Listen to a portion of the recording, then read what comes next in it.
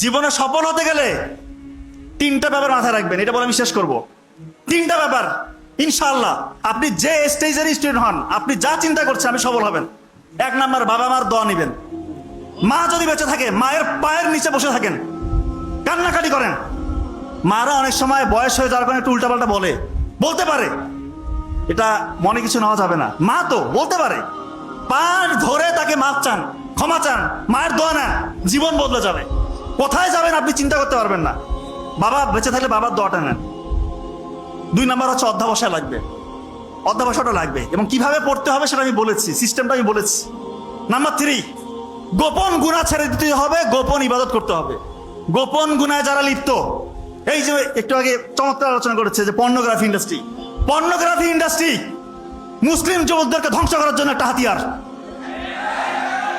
আজকে আমার কাছে হাজার হাজার পেশেন্ট ফোন দিয়ে কান্নাকাটি করে, স্যার কোনো উপায় পাচ্ছি না, কিভাবে কি চক্রে ঢুকে গিয়েছি, আজকে বের হতে পারছি না, অসহায় স্যার, আমি অসহায়, মনে হয় মরে যাই।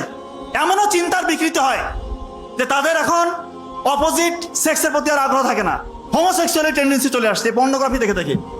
স্যার আমি চাই না স্যার যে একটা ছেলেকে আমার ভালো লাগছে, ছেলে ফোন দিয়ে বলতেছে স্যার আমার অন্য একটা ছেলেকে ভালো লাগতেছে, কেমন কথা, কান্না করে কিন্তু কোনো উপায় নাই। স্যার আমার মধ্যে ওই চিন্তাটাই আসতেছে না স্যার, আমি যে বিয়ে করবো ওই মানে ওই টাকাটা আমার মধ্যে নাই, ওই আগ্রহটা আমি হারিয়ে ফেলেছি। স্যার আমি এরকম ছিলাম না। এই জন্য দয়া করে কেউ যদি এর আশেপাশে থাকেন দূরে থাকেন ভাই, ধ্বংস হয়ে যাবে। এমন গোপন গুনাহ এটা, এমন ভয়ঙ্কর ভয়ঙ্কর রোগ আপনার হবে যেটা বংশে আপনার হয় নাই কারো, এবং এমন রোগ আল্লাহ মাফ করে হতে পারে যেটা কাউকে শেয়ারও করতে পারবেন না। এই জন্য গোপন গুনাহ ছেড়ে দেন, আল্লাহ তাআলা খুশি হয়ে যাবে। আল্লাহকে রাজি খুশির জন্য গোপন গুনাহ ছেড়ে গোপন ইবাদত করেন, তাহাজ্জুদের সালাত আদায় করেন। যে স্বপ্ন আপনি দেখবেন সে স্বপ্ন ইনশাআল্লাহ বাস্তবে রূপান্তরিত করতে পারবেন, এটা আপনি বিশ্বাস করেন।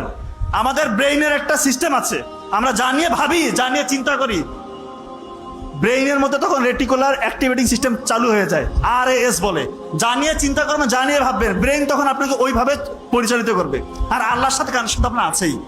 তার মানে এখন যারা চিন্তা করছেন যে আমি বড় ডাক্তার হব বা ইঞ্জিনিয়ার হব, বড় সায়েন্টিস্ট হব, ইসলামীর বড় দিনের দায়ী হব, আলেম হব, ইসলামকে নিয়ে চিন্তা করেন। 700 শতাব্দীর দিকে ইসলাম কোথায় ছিল? এমন বিস্তৃত সাম্রাজ্য তারা দখল করেছিল, ওই সময় পর্যন্ত কারো অধীনে এত বড় রাজ্য ছিল না। অত শুরু হয়েছিল কোথা থেকে? একটা সামান্য একটা গোত্র, একটা উপজাতি ছিল তারা। নবী করিম সাল্লাল্লাহু আলাইহি সাল্লামের বদৌলতে তারা গোটা বিশ্ব দখল করেছিল। তো আপনাদের মধ্যে এখন ওই চিন্তাটা জাগ্রত করতে হবে যে হ্যাঁ আমি পারবো। শুধু ডাক্তার ইঞ্জিনিয়ার হলে হবে না, এমন কিছু করতে হবে ইসলামের কাজে যেন লাগে, ইসলামের জন্য নিজেকে ডেডিকেশন নিয়ে আসি নিজের মধ্যে, যে ইসলামের জন্য আমি কাজ করব। গোপন ইবাদত করেন, আপনি যা চাচ্ছেন তাই পাবেন ইনশাআল্লাহ।